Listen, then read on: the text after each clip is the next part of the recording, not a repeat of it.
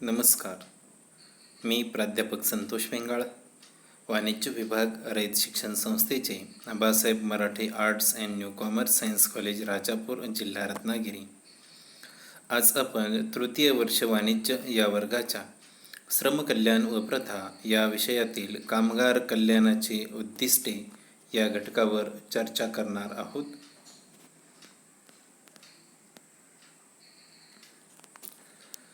कामगार कल्याणाची उद्दिष्टे स्पष्ट करत असताना काही महत्त्वाच्या घटकांवरती कामगार कल्याणाने भर दिलेला आहे. ते घटक आपण सविस्तरपणे पाहत आहोत.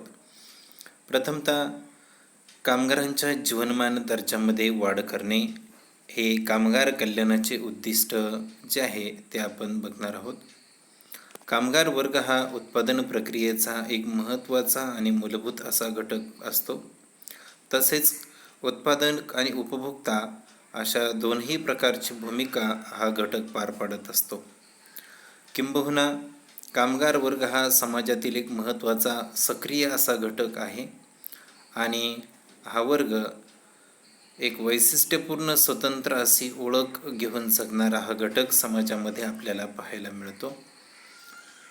त्याचबरोबर या कामगार घटकाचे जीवनमान जे आहे ते अतिशय समाधानी आणि समृद्ध असणे गरजेचे आहे. यासाठी श्रमिकांना काही विशिष्ट गोष्टींची आवश्यकता भासत असते की ज्यामुळे त्यांचे जीवनमान जे आहे ते उंचावते किंवा जीवनमानाच्या दर्जामध्ये वाढ होत असते. आणि त्यासाठी पौष्टिक आहार असेल किंवा बाकीच्या ज्या काही गोष्टी आहेत त्यासुद्धा महत्त्वाच्या आहेतच. त्यामध्ये प्रथमतः सकस किंवा पौष्टिक आहार ही गोष्ट येते. सकस आणि पौष्टिक आहार ही प्रत्येक मनुष्याची असलेली प्राथमिक अशी मूलभूत गरज या ठिकाणी आहे किंवा निगडीची अशी गरज या ठिकाणी असते.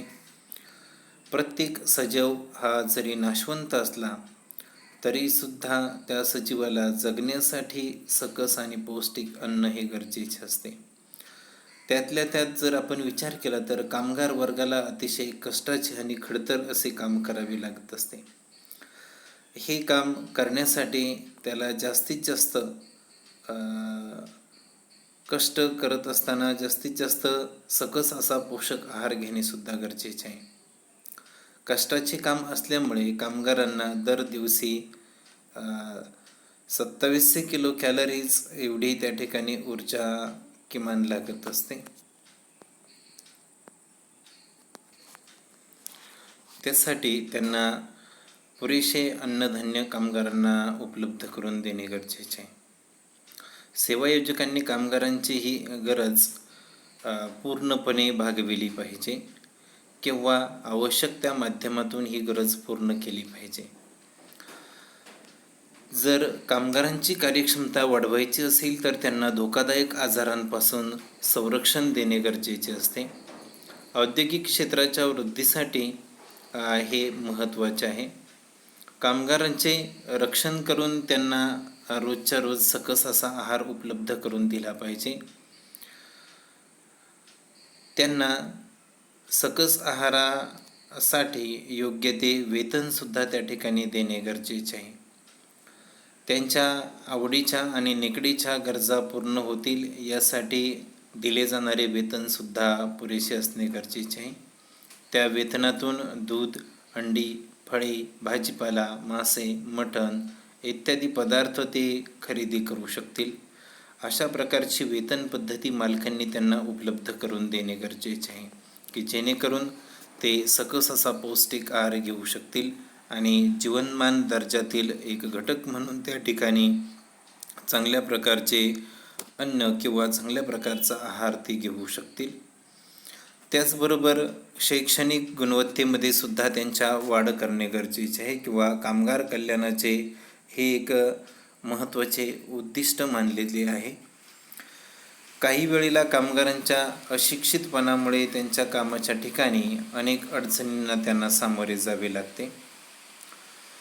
म्हणून कामगार वर्ग हा सुशिक्षित असणे गरजेचे आहे. कामापुरतेच कामगार हे सुशिक्षित असतील तरीसुद्धा अडचण निर्माण होऊ शकते. म्हणजेच फक्त कामापुरतेच ते सुशिक्षित असून चालणार नाही, तर त्यांना स्वतःचे जीवनमान जे आहे ते सुखासमाधानाने जगता येण्यासाठी सुद्धा ते सुशिक्षित असणे गरजेचे आहेत. आणि सुशिक्षित कामगार हे व्यवस्थापनाशी जबाबदारीपूर्वक वर्तन करत असतात. शिवाय सावधानगिरी किंवा काळजीपूर्वक काम ते करत असतात आणि आपल्या सहकार्यांशी त्याचबरोबर शेजाऱ्यांशी व्यवस्थापनांशी ते अतिशय चांगल्या प्रकारचे वर्तन त्या ठिकाणी ठेवू शकतील किंवा सलोख्याचे असे संबंध ते टिकवतात. आणि सर्वात महत्त्वाचे म्हणजे वेगवेगळी तंत्र हाताळणे किंवा कामाच्या ठिकाणी असणारी जी काही इतर आवश्यक माहिती आहेत ती सहजासहजी समजू शकतात. आणि म्हणून कामगारांना शैक्षणिक गुणवत्ता त्या ठिकाणी असणे गरजेचे आहे किंवा असलेल्या कामगारांमध्ये शैक्षणिक गुणवत्तेत वाढ करण्याचे प्रयत्नसुद्धा सेवायोजक किंवा मालक यांनी करणे गरजेचे असते. शैक्षणिक गुणवत्तेत झालेली वाढ ही त्या कर्मचाऱ्याच्या विकासामध्ये त्या ठिकाणी विकास करू शकते, तसेच व्यवसायाचा सुद्धा विकास करणे गरजेचे असते. त्याचबरोबर वैद्यकीय महत्त्व.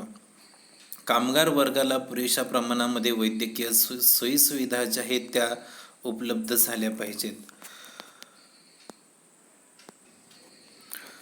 विकसित देशांमध्ये त्या सहजासहजी उपलब्ध होतात, पण भारतासारख्या विकसनशील देशामध्ये मात्र त्या सहजासहजी उपलब्ध होत नाहीत. आणि म्हणून कामगार कल्याण कार्यक्रम जे आहेत किंवा कामगार कल्याणाचे कार्यक्रम हे सेवायोजकांनी राबविले पाहिजेत. वैद्यकीय सुविधा दिल्यामुळे कामगारांना त्यांच्या आरोग्याची काळजी घेता येत असते. तसेच वेगवेगळ्या आजारांना आणि साथीच्या रोगांनासुद्धा प्रतिबंध करता येत असतो. आणि म्हणून कामगारांच्या जीवनमानाची गुणवत्ता जर टिकवायची असेल तर आरोग्यविषयक सुविधा दिल्यामुळे ती टिकवण्यासाठी मदत होत असते. थोडक्यात वैद्यकीय सुविधांमुळे श्रमिकांच्या कार्याची जी काही कार्यक्षमता जी असेल ती नक्कीच वाढत असते. त्याचबरोबर सुट्ट्या आणि कामकाजामध्ये विश्रांती हा सुद्धा जीवनमानातील दर्जामध्ये वाढ करण्याचा एक महत्त्वाचा घटक आहे. कामगार किंवा कोणतीही व्यक्ती सातत्याने दररोज तेच काम जर करत असेल तर त्यांना थकवा किंवा कंटाळा येऊ शकतो किंवा येत असतो. आणि कामगारांना तर खडतर किंवा कष्टाची कामे करावी लागतात. म्हणून त्यांच्या कामाचे तास जे आहेत ते 8 तासाची पाळी याप्रमाणे ठरवलेले असतात. त्यामध्ये सुद्धा त्यांना विश्रांती मिळणे गरजेचे आहे. कामगारांना आठवड्यातून किमान एक भरपगारी सुट्टी असणे गरजेचे असते, जेणेकरून ते मन मोकळेपणे विश्रांती घेऊ शकतात. तसेच जी काही विकृत मानसिकता असते ती मानसिकता त्या ठिकाणी नाहीशी होण्यास सुट्ट्यांमुळे मदत होत असते. आपल्या मानसिकतेमध्ये जर मित्र किंवा नातेवाईक जर त्या ठिकाणी मिसळले असतील किंवा सुट्टीच्या दिवशी जर त्यांनी मित्रांमध्ये वेळ घालवला असेल किंवा भेटलेले असतील तर त्यांचे वातावरण हे अतिशय खेळीमेळीचे राहत असते आणि त्या वातावरणामध्ये उत्स्फूर्तपणे काम करण्यासाठी कामगारांना निश्चितपणे उत्साह येत असतो. जर खेळीमेळीचे वातावरण राहिले, उत्साह निर्माण झाला तर घरगुती कामेसुद्धा तो सुरळीतपणे पार पाडू शकतो आणि औद्योगिक किंवा व्यवसायामध्ये तो कामावर आल्यानंतर व्यवसायातील कामे जी आहे ती अतिशय मन लावून तो करू शकतो. कामाच्या वेळेमध्ये विश्रांती जर मिळाली तर कार्यक्षमपणे काम तो करू शकतो. त्यामुळे सुट्ट्या किंवा कामामध्ये विश्रांती ही कामगाराच्या दृष्टिकोनातून एक महत्त्वाचा घटक आहे आणि कामगार कल्याणाचे जे काही उद्दिष्ट आहेत त्या उद्दिष्टांच्या दृष्टिकोनातून सुद्धा हा घटक महत्त्वाचा मानला जातो. त्याचबरोबर मनोरंजन आणि करमणूक सुविधा. सातत्याने तेच काम करत असल्यामुळे त्यांच्या मानसिकतेवर आणि आरोग्यावर प्रतिकूल असा परिणाम झालेला आपल्याला पाहायला मिळतो. त्यांचा हा थकवा जर नाहीसा करायचा असेल तर त्यांना मनोरंजन किंवा करमणूक हा एक महत्त्वाचा घटक त्यामध्ये सिंहाचा वाटा उचलत असतो. तसेच ग्रंथालय, वाचनालय यांचीसुद्धा सोय व्यवसायांनी किंवा सेवायोजकांनी करून दिलेली असावी, जेणेकरून श्रमिकांचा ज्ञान वाढविण्याचा प्रयत्न होईल तसेच त्यांची वैचारिक पातळीसुद्धा त्या ठिकाणी विस्तारेल. यानंतर दुसरे महत्त्वाचे कामगार कल्याणाचे उद्दिष्ट म्हणजे कामाच्या गुणवत्तेमध्ये वाढ करणे. कामाच्या गुणवत्तेमध्ये वाढ करत असताना कामाची गुणवत्ता जी आहे ती उत्पादन प्रक्रियेत जरुरीची असते. कामगार उत्पादन प्रक्रियेचा एक महत्त्वाचा असा भाग असतो. तो उत्पादन प्रक्रियेमध्ये आपले योगदान देत असतो आणि कामाच्या ठिकाणची परिस्थिती, त्याचबरोबर कामाचे असणारे ठिकाण, कामाचे असणारे तास इत्यादी घटकांवरती कामगाराची कार्यक्षमता अवलंबून असते आणि म्हणून संबंधित घटकाबाबत कामगारावर कोणत्याही प्रकारचा अन्याय होणार नाही याची काळजी सेवायोजक किंवा व्यावसायिकांनी घेतलेली असावी किंवा मालकांनी घेतलेली असावी. श्रमकल्याणावर केला जाणारा खर्च हा वायफळ नसतो किंवा तो फुकट जात नसतो. अप्रत्यक्षरित्या औद्योगिक क्षेत्राचा विकास किंवा वाढ करण्यासाठी तो महत्त्वाचा असतो. पण श्रमकल्याणाचा खर्च हा तोटा आहे अशी जर समज व्यावसायिकांनी किंवा सेवायोजकांनी जर केलेली असेल तर ते उपक्रम राबविण्यासाठी मालक तयार नसतात. पण श्रमिकांच्या गुणवत्तेत वाढ करण्यासाठी मात्र मालकांनी असे प्रयत्न कसोशीने करणे गरजेचे आहे. त्यामध्ये पहिला महत्त्वाचा भाग येतो तो म्हणजे प्रशिक्षण. सर्वसामान्यपणे जर आपण विचार केला तर नवीन कामगारांना प्रशिक्षणाची आवश्यकताही असतेच. कारण आधुनिक काळामध्ये आधुनिक तंत्रज्ञानाचा वापर हा मोठ्या प्रमाणावर वाढलेला आपल्याला पाहायला मिळतो किंवा आधुनिक तंत्रज्ञानाशिवाय आजचे युग जे आहे ते पुढे जाऊ शकत नाही आणि आधुनिक तंत्रज्ञानाच्या पद्धतीमुळे आज झपाट्याने बदल पाहायला मिळतात. होणाऱ्या बदलांना सामोरे जाण्याची श्रमिकांची जी काही क्षमता असेल ती प्रशिक्षणामुळे नक्कीच वाढत असते आणि त्यासाठी श्रमिकांना प्रशिक्षण दिले जात असते. प्रशिक्षण दिल्यामुळे आपोआपच श्रमिकांची कार्यक्षमता वाढल्यामुळे उत्पादकतेमध्ये सुद्धा वाढ होत असते. त्यानंतर सुरक्षितता. आजच्या तंत्रज्ञानाच्या युगामध्ये किंवा आधुनिक काळामध्ये उत्पादनाची जी काही प्रक्रिया असेल ती किचकट किंवा गुंतागुंतीची होताना आपल्याला पाहायला मिळते. विजेचा त्याचबरोबर यंत्रांचा मोठ्या प्रमाणावर आज उत्पादन प्रक्रियेमध्ये वापर होत आहे आणि हा होणारा वापर नक्कीच कधीकधी धोकादायक सुद्धा ठरवू शकतो. कारण कोणत्या क्षणी अपघात होईल हे निश्चितपणे सांगता येत नाही. कधीही अपघात होण्याची शक्यता असते आणि म्हणून काम करणारे जे काही श्रमिक असतील यांची सुरक्षितता किंवा दक्षता घेतली पाहिजे. शिवाय कोणत्याही प्रकारचे अपघात होणार नाही याची सुद्धा काळजी सेवायोजकांनी घेणे गरजेचे असते. त्यासाठी कामगारांना हातमोजे, बूट, त्याचबरोबर इतर ज्या काही सुविधा असतील सुरक्षेच्या दृष्टिकोनातून त्या देणे गरजेचे आहे आणि त्या सुविधा देऊनच आपोआप कामाच्या गुणवत्तेमध्ये सुद्धा त्या ठिकाणी आपल्याला वाढ पाहायला मिळेल. त्यानंतर आरोग्यविषयक दक्षता. श्रमिकांचे आरोग्य जे आहे ते दोषविरहित असणे गरजेचे आहे आणि याबाबतची जी दक्षता आहे ती घेताना आजकाल व्यवसाय बऱ्याच वेळेला आपल्याला दिसत नाहीत. परंतु आरोग्यविषयक दक्षता श्रमिकांचीही त्या सेवायोजकांनी किंवा मालकांनी घेतली पाहिजे. त्यासाठी कामाचे ठिकाण हे स्वच्छ असले पाहिजे. त्या ठिकाणी पुरेसा प्रवास येणे गरजेचे असते. यंत्रांची मांडणीही योग्य पद्धतीने केलेली असावी. स्वच्छ पिण्याचे पाणी त्यांना उपलब्ध करून दिलेले असावे. त्याचबरोबर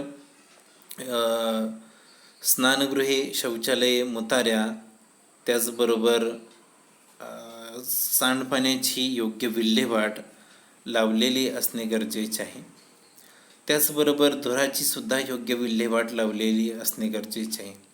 इतर उत्पादन घटकांच्या तुलनेमध्ये कर्मचारी किंवा कामगार हा अतिशय महत्त्वाचा घटक असतो.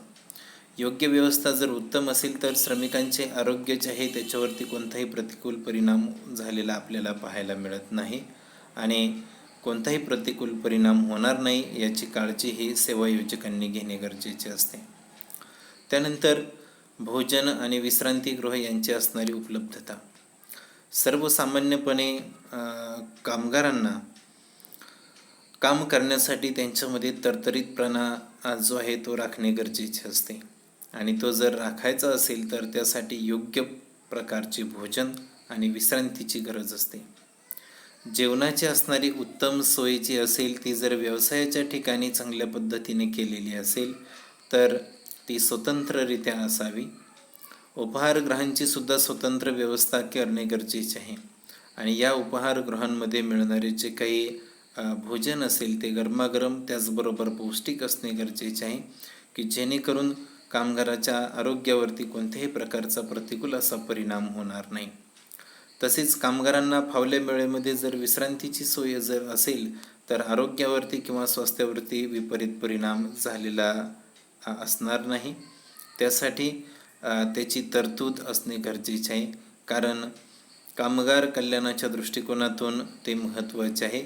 तसेच कामगारांची कार्यक्षमतासुद्धा त्या ठिकाणी वाढवित असते. भोजनगृहे किंवा विश्रांतीगृहे असतील, उपहारगृहे असतील, कसे असावे या संदर्भातली आखणी जी आहे ती योग्य पद्धतीने केलेली असावी आणि या संबंधाचे जे काही योग्य निकष आहेत ते पाळलेले असावेत. यानंतर कामगार कल्याणाचे तिसरे उद्दिष्ट म्हणजे औद्योगिक सलोख्याचे तत्व निर्माण करणे.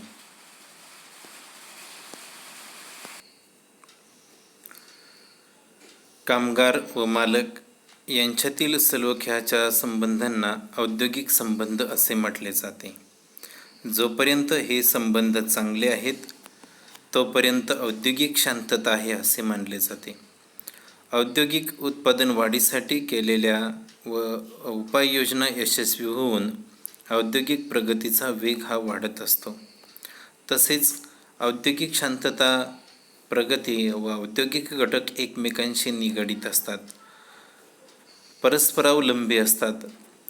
औद्योगिक संघर्ष टाळण्यासाठी किंवा वादविवाद टाळण्यासाठी काही उपाययोजना करणे गरजेचे असते. त्यातील सर्वात महत्त्वाची पहिली उपाययोजना म्हणजेच वादविवाद कमी करणे. कारखान्यामध्ये मालक आणि कामगार यांच्यामध्ये नेहमी वाद होत असतात किंवा हे दोन घटक जसे महत्त्वपूर्ण भूमिका बजावतात तसे त्यांच्यामध्ये वादसुद्धा होत असतात. यांच्यामध्ये वाद होण्याची कारणे म्हणजे अज्ञानता आणि गैरसमज. या दोन गोष्टीमुळे अनेक वेळेला त्यांच्यामध्ये वाद होत असतात आणि दोन्ही घटकांमध्ये वादविवाद वाढून अंतर वाढत जात असते.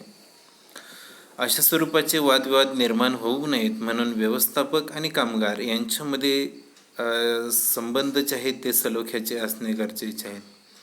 पुरेसा आणि सारखा सतत संपर्क असणे सुद्धा गरजेचे असते, जेणेकरून परस्परांमध्ये गैरसमज होणार नाही. कामगारांमधील परस्पर संबंध जर वाढवायचे असतील तर त्यासाठी वेगवेगळ्या सभा, चर्चा, विचारविनिमय सत्र किंवा कार्यशाळा इत्यादींचे आयोजन हे घेतले पाहिजे. त्याचबरोबर नोकरवर्गाच्या अडचणी समजून ते सोडवण्याचा प्रयत्नसुद्धा केला पाहिजे. असे जर होत असेल तर मालक आणि कामगार यांच्यामध्ये असलेले जे काही संबंध असतील ते चांगले होतील, दृढ होतील आणि सलोख्याचे संबंध राहतील. त्याचबरोबर कामगारांचा व्यवस्थापनामध्ये असलेला सहभाग, कामगार कल्याणाचे हे सुद्धा एक महत्त्वाचे असे उद्दिष्ट मानलेले आहे.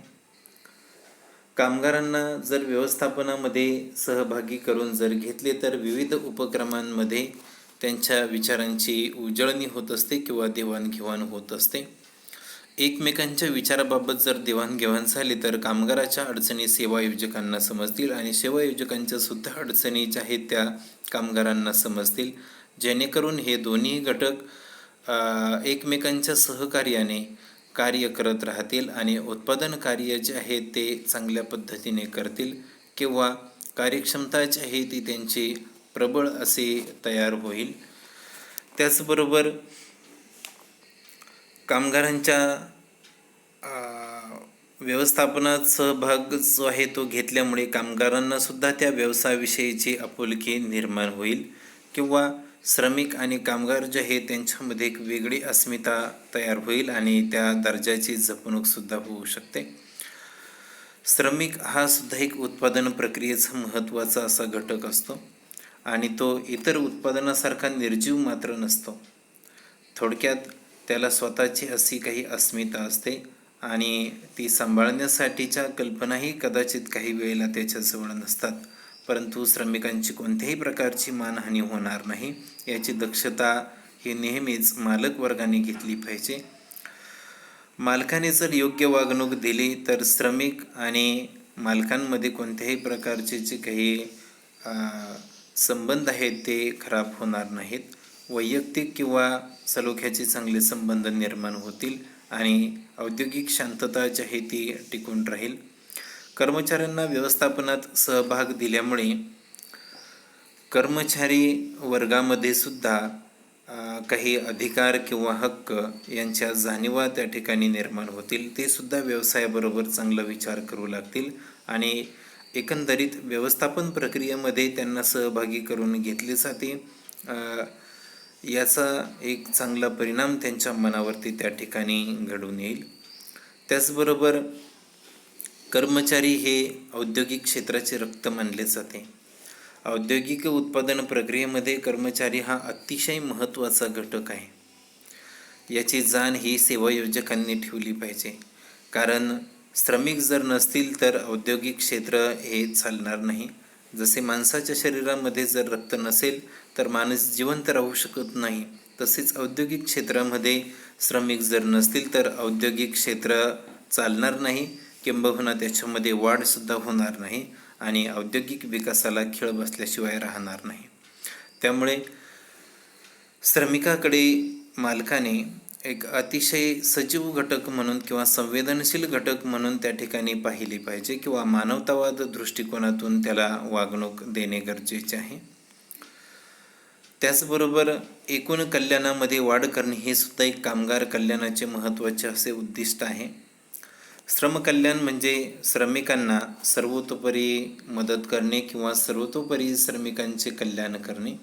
राष्ट्राची आणि औद्योगिक क्षेत्राची उन्नती किंवा वृद्धी होण्यासाठी श्रमिकांची भूमिका ही शरीरातील रक्ताप्रमाणे त्या ठिकाणी औद्योगिक क्षेत्रामध्ये ठरत असते. रक्त जर दोषरहित असेल तर विविध आजाराने शरीराला सहजासहजी सामोरे जाता येते. परंतु रक्त जर दोषयुक्त असेल तर अशा वेळेला ती व्यक्ती सहजासहजी आजारांना सामोरी जाऊ शकत नाही.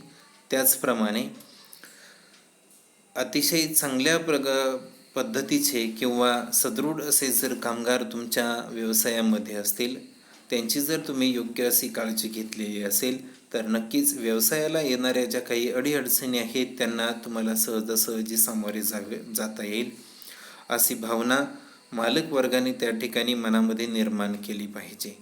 हा सुद्धा एक महत्त्वाचा घटक त्या ठिकाणी मानला जातो. श्रमिक जर समाधानी असेल तरच त्यांच्या कार्यक्षमतेमध्ये वाढ होईल.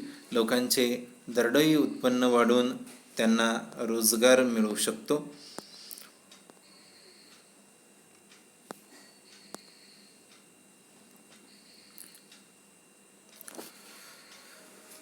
श्रमिकांच्या एकूण कल्याणामध्ये काम करत असताना सामाजिक सुरक्षितता ही अतिशय महत्त्वाची आहे.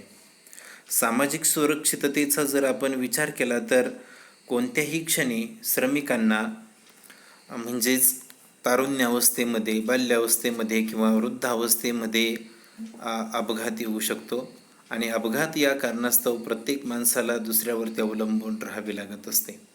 अशा वेळेला श्रमिकांचे जीवनमान जे आहे ते बर्बाद होत असते किंवा श्रमिकांचे जीवनमान हे खालावून जात असते. यासाठी श्रमिकांना वेळोवेळी सेवायोजकांनी मदत करणे गरजेचे असते.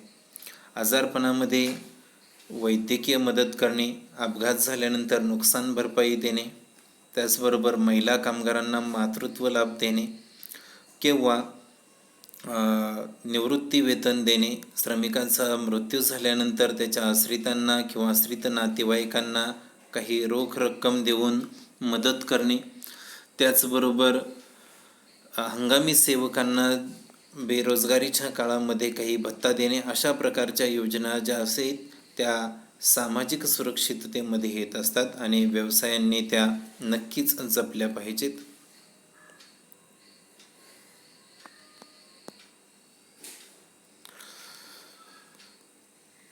त्यानंतर निवास व्यवस्था.